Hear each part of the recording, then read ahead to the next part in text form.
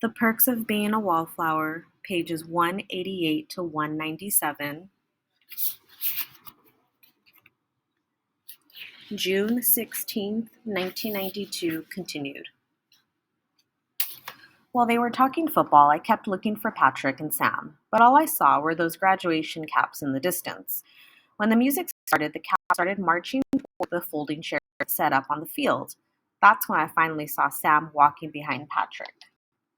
I was so relieved. I couldn't really tell if she was happy or sad, but it was enough just to see her and know that she was there. When all the kids got in the chairs, the music stopped, and Mr. Small got up and gave a speech about what a wonderful class this was. He mentioned some of the achievements the school had made, and he emphasized how much they needed support at the Community Day bake sale to start a new computer lab. Then he introduced the class president, who gave a speech. I don't know what class presidents do, but the girl gave a very good speech.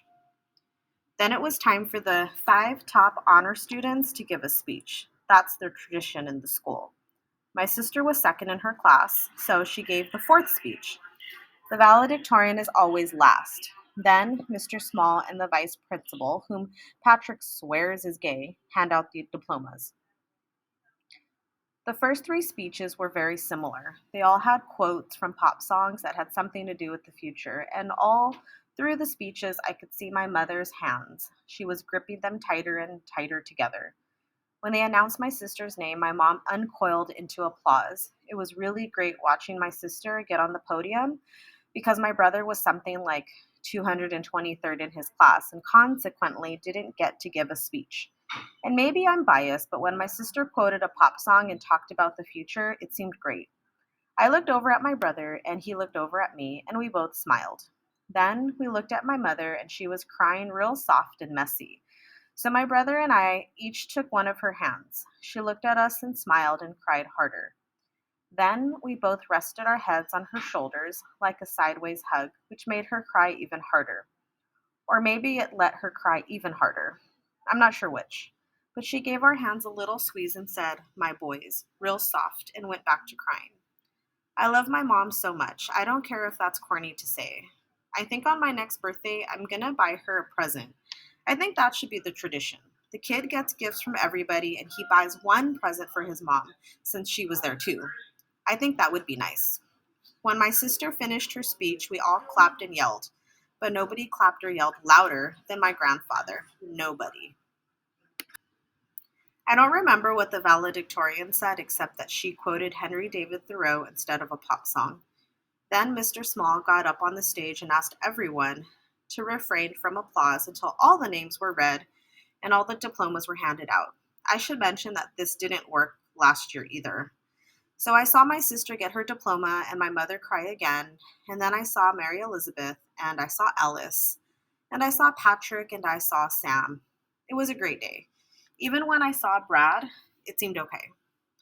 We all met my sister in the parking lot, and the first one to hug her was my grandfather. He really is a proud man in his way. Everyone said how much they loved my sister's speech, even if they didn't. Then we all saw my father walking across the parking lot holding the video camera above his head triumphantly.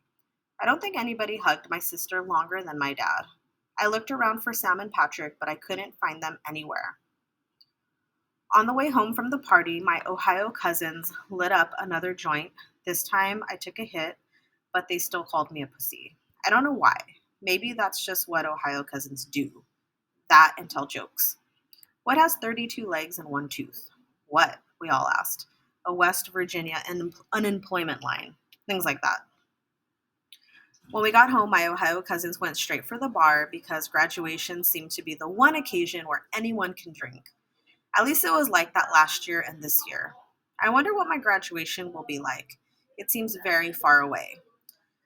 So my sister spent the first hour of the party opening up all the gifts, and her smile grew with each check, sweater, or $50 bill. Nobody in our family is rich, but it seems like everybody saves up just enough for these kind of events, and we all pretend we're rich for a day. The only people who didn't get my sister money or a sweater were my brother and I. My brother promised to take her out one day to shop for college things like soap, which he would pay for, and I bought her a little house that was and I bought her a little house that was hand carved out of stone and painted in England. I told her I wanted to give her something that makes her feel like she's at home even after she goes away. My sister actually kissed my cheek for that. But the best part of the party happened when my mother came to me and said I had a phone call. I went to the phone. Hello? Charlie? Sam? When are you coming over? She asked. Now, I said. Then my father, who was drinking a whiskey sour, growled. You're not going anywhere until your relatives leave. You hear me? Sam, I have to wait for my relatives to leave, I said. Okay, we'll be here until 7. Then we'll call you from wherever we are. Sam really sounded happy. Okay, Sam, congratulations. Thanks, Charlie. Bye. Bye. I hung up the phone. I swear to you, I thought my relatives would never leave. Every story they told, every pig in a blanket they ate, every photograph they looked at, and every time I heard when you were this high with the appropriate gesture, it was like the clock stopped. It's not that I minded the stories because I didn't, and the pigs in blankets were quite good. But I wanted to see Sam. At about 9:30, everyone was stuffed and sober. At 9:45, the hugs were over. At 9:50, the driveway was clear. My father gave me $20 and the keys to his car, saying, thanks for sticking around. It meant a lot to me and the family. He was tipsy, but meant it just the same. Sam had told me they were going to a dance club downtown. So I loaded everyone's gifts in my trunk, climbed in the car, and drove away. There's something about that tunnel that leads to downtown. It's glorious at night, just glorious. You start on one side of the mountain and it's dark and the radio is loud. As you enter the tunnel, the wind gets sucked away and you squint from the lights overhead. When you adjust to the lights, you can see the other side in the distance, just as the sound of the radio fades to nothing because the waves just can't reach. Then you're in the middle of the tunnel and everything becomes a calm dream. As you see the opening get closer, you just can't get there fast enough. And finally, just when you think you'll never get there, you see the opening right in front of you.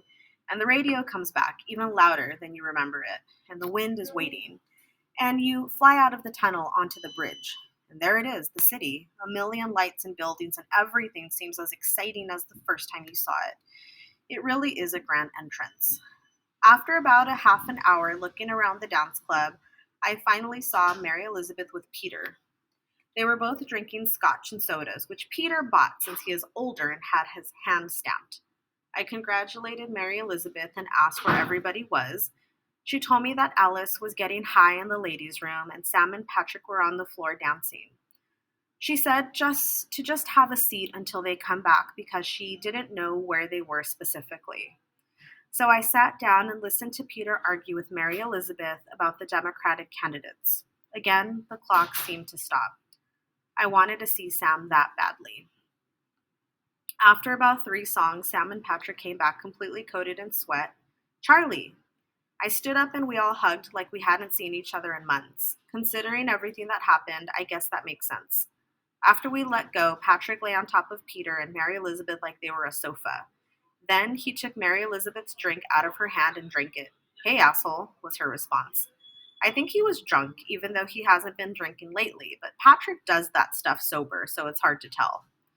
That's when Sam grabbed my hand. I love this song. She led me to the dance floor and she started dancing, and I started dancing.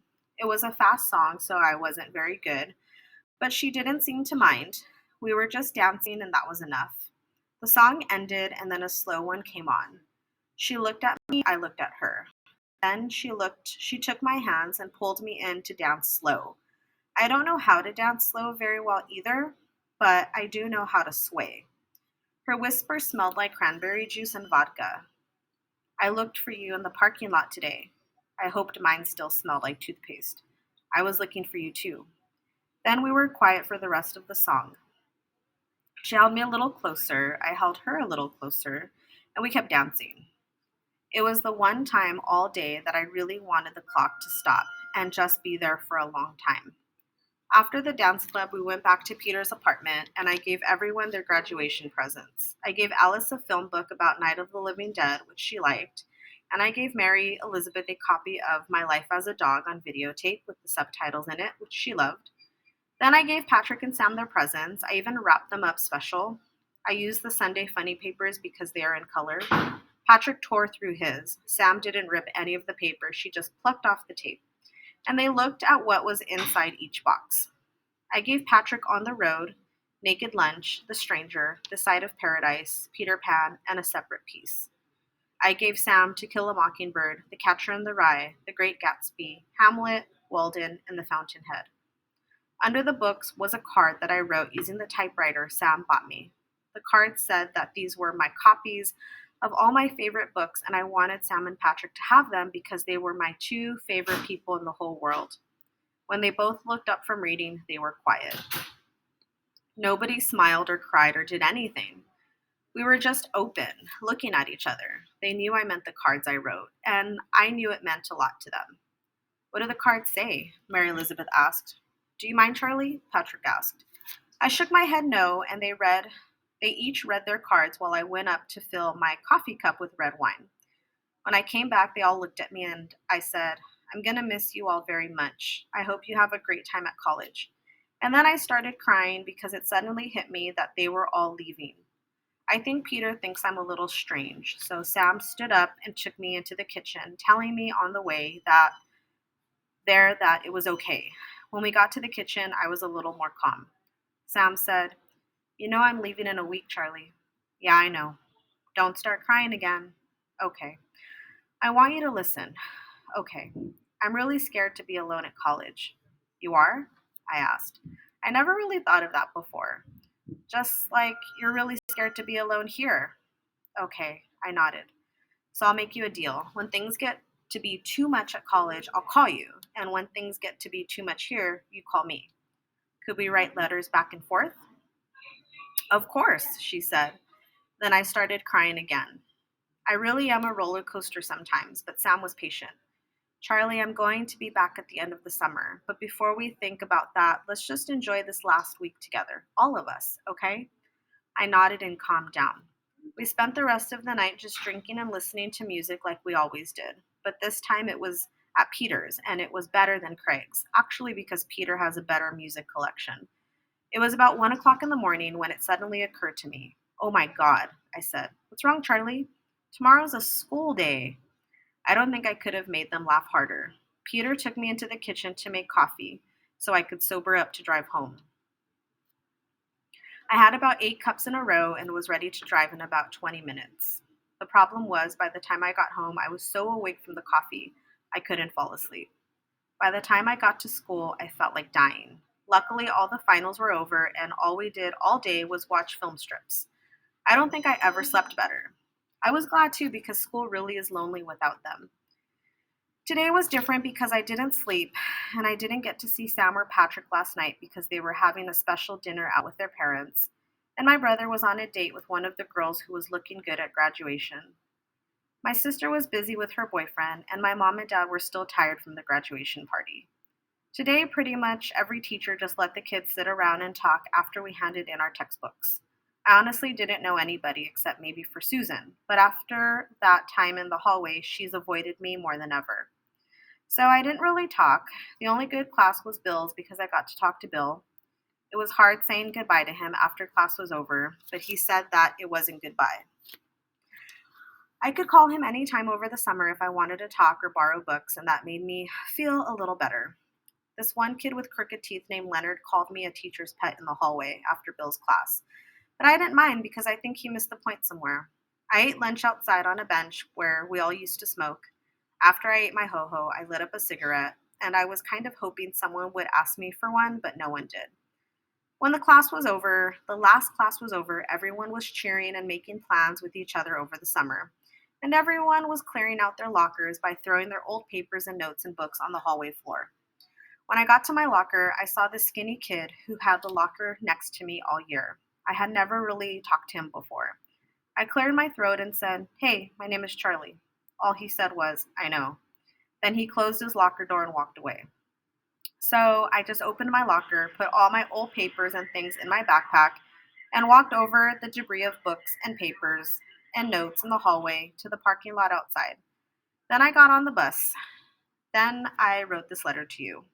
I'm actually really glad that the school year is over. I want to spend a lot of time with everyone before they leave, especially Sam. By the way, I ended up getting straight A's this whole year. My mother was very proud and put my report card on the refrigerator. Love always, Charlie.